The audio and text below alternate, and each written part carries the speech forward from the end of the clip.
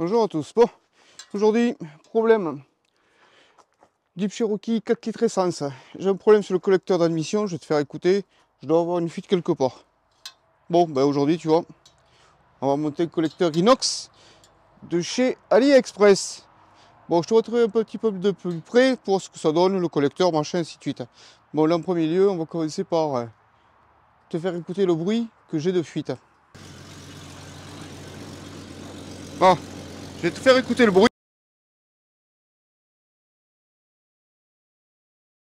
Le bruit vient de par là, donc je soupçonne un morceau du collecteur d'échappement qui fuit ou qui est cassé. Donc pour ça, si tu veux, tu vas il falloir enlever toute cette partie, collecteur d'admission, machin, ainsi de suite, pour pouvoir déplacer et accéder au collecteur d'admission qui est dessous. Il va falloir tomber peut-être aussi...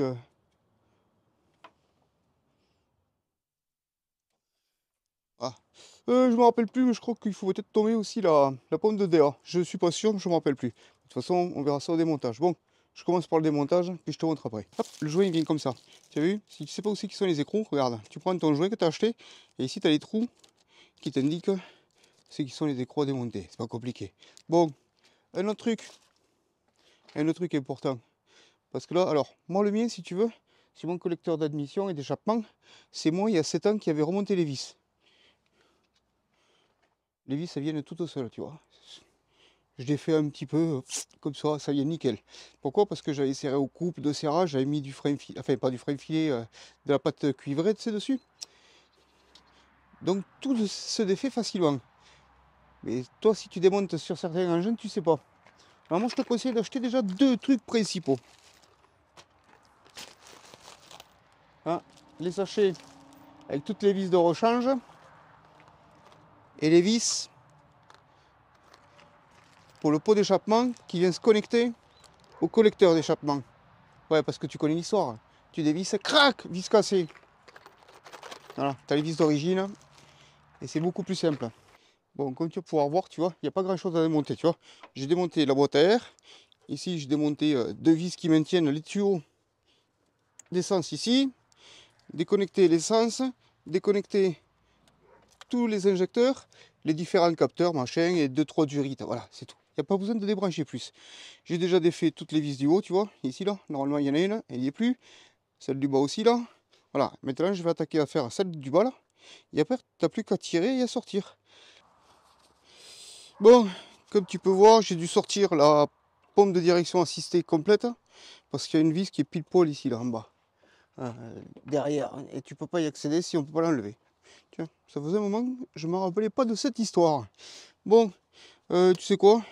Je vais défaire la dernière vis là. Hop, et je vais sortir aussi ce morceau. Parce que là, il me casse les pieds en plein milieu. De toute façon, quitte à tout sortir, autant le sortir. Bon, ben, comme tu peux voir, hein, maintenant, forcément, ça sort tout seul. Quand il n'y a plus rien au milieu qui casse les pieds. C'est le cas de le dire. Bon, alors normalement, il y a tout qui est défait. Elle devrait venir, elle, hop, sans problème. Voilà. Putain, mais il y en a de l'essence là-dedans encore dans cette merde. Hop là. Hein. Et le collecteur.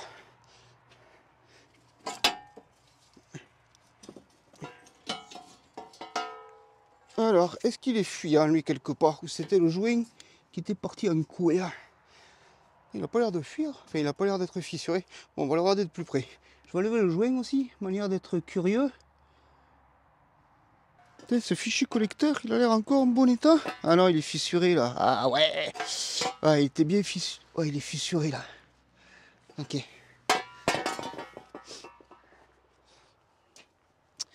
Hop, le joint. Est-ce qu'il va venir tout de morceaux? Oh ouais. Tiens, ça. Alors, si tu veux, cette histoire-là, ça c'est moi il y a 7 ans. Je l'avais déjà changé, tu vois, le collecteur par un d'occasion. C'est celui que je suis en train d'enlever pour le changer. Et tu vois, j'avais pris un joint. J'avais pris un joint d'une certaine marque que je te montrerai. Et comme tu peux voir, 7 ans après, ben, le joint il n'a pas bougé.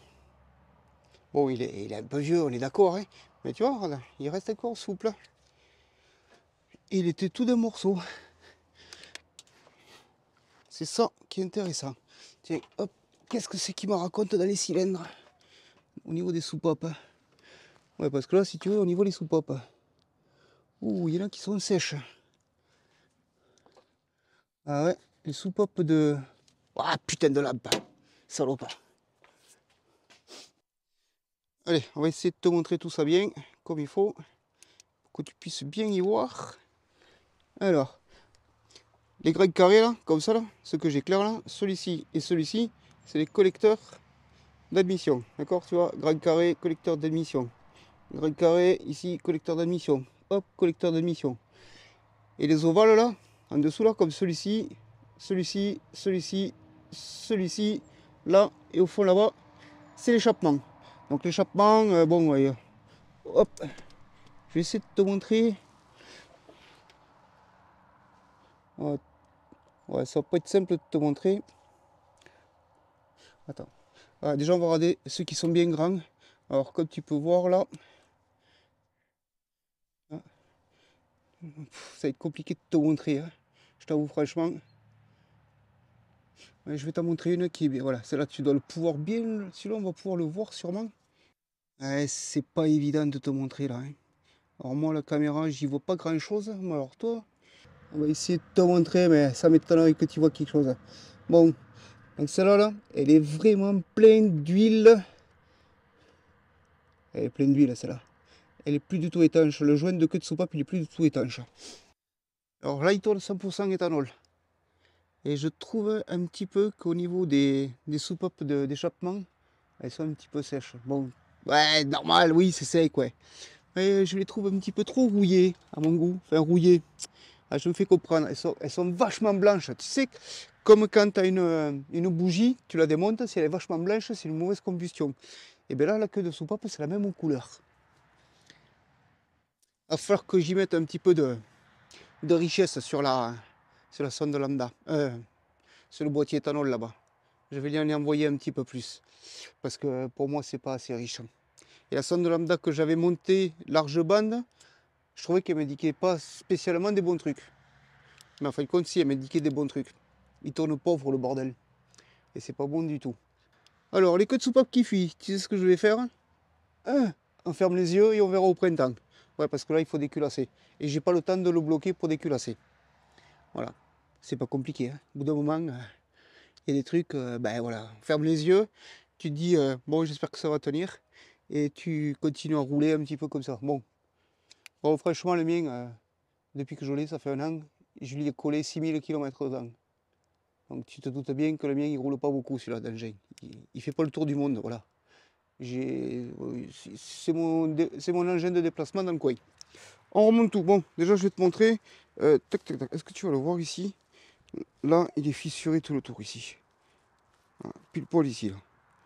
Tac, tout ça là, il est fissuré. Tu vois, il est fissuré tout le tour. Le gros. Voilà. La fissure elle part de là. Elle fait tout le tour. Et elle arrive ici. Voilà. Hop.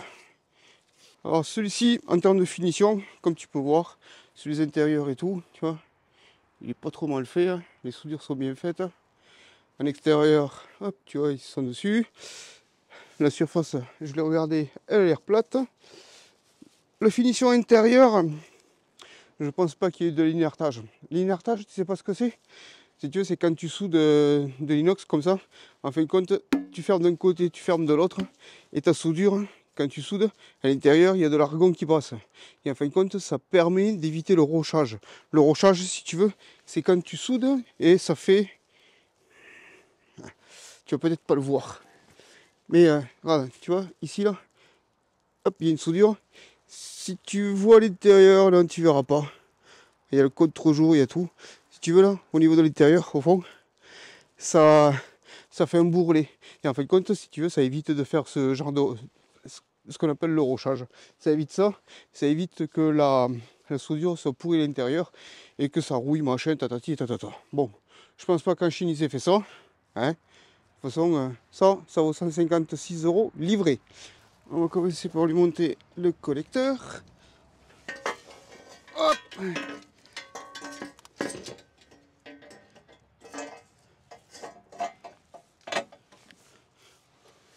déjà ça se présente bien, même au niveau du pot d'échappement. Oh, ça se présente même très bien au niveau du pot d'échappement. Oh, pile poil, il rentre impeccable, tout est à plat. Et dans le pot d'échappement, ça y rentre pile poil en lieu et place. Impeccable tout ça. Ça annonce que c'est déjà pas mal. Comme tu peux voir, le pot d'échappement là-bas en bas. Hop là. Au niveau du pot d'échappement, ça correspond pile poil. Ici,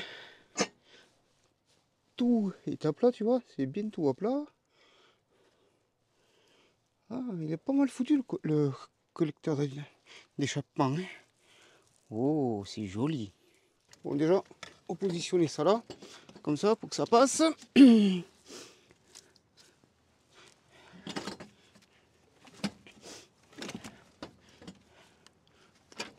Quand tu sais plus, tu sais plus.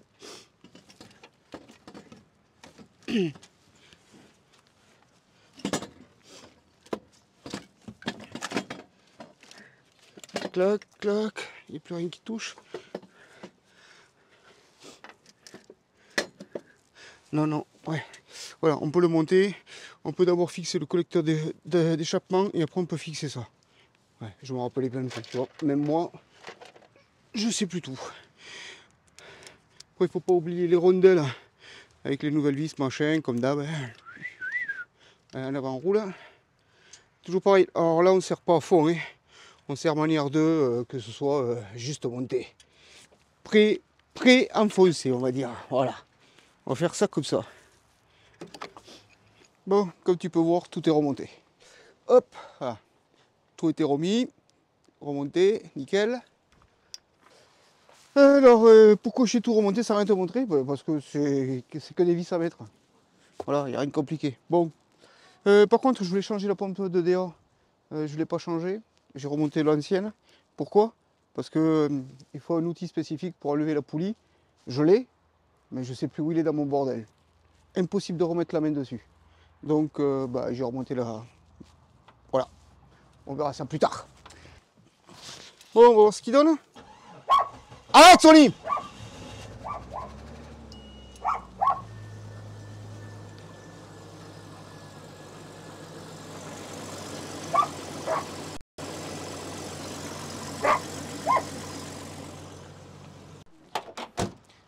Bon, ça commence bien, j'ai une fuite d'essence.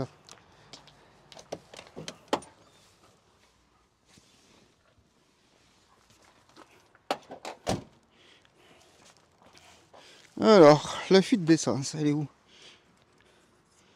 Ouais, attends, on va sécher tout ça. Bon, la fuite d'essence, c'est pas compliqué. Tiens, je vais t'expliquer avec ça, oui, tu vas comprendre. Voilà. Ça, tu imagines que c'est le tuyau d'essence. Et ça vient se plugger sur le connecteur de la rame d'injection.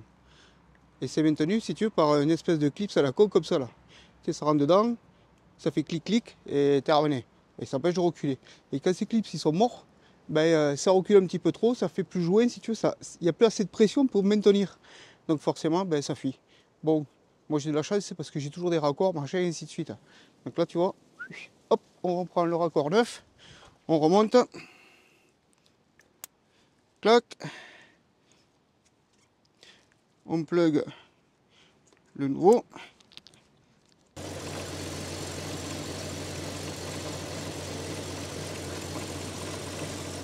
Bon, ça n'a plus l'air de fuir déjà, c'est déjà pas mal.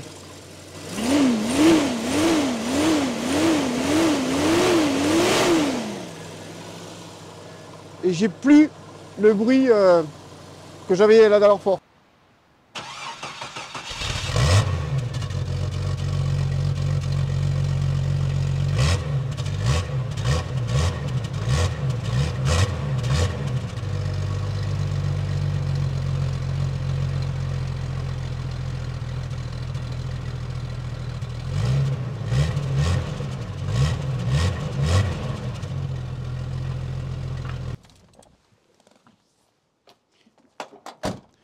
Bon, est-ce que ça fuit encore cette daube? Non. C'est déjà pas mal. Bon, comme tu as pu voir, j'ai des problèmes de soupape. Enfin, de soupape. de joints de queue de soupape. Il va falloir que je déculasse pour les changer. Bon, on verra ça au printemps. J'ai la pompe de direction cité encore à changer. Bon, elle fuit pas, mais elle est fatiguée. On va dire que les tuyaux, ils sointent, c'est de l'extérieur. Voilà. Donc du coup, ça a changé. Qu'est-ce que tu veux que je te dise de plus? T'as vu comme moi, hein? C'est correct. Bon, intéressant comme collecteur. Je suis bien content. Au printemps, je pourrais attaquer à faire la ligne inox maintenant, complète. Bah oui, parce que c'est la prochaine étape.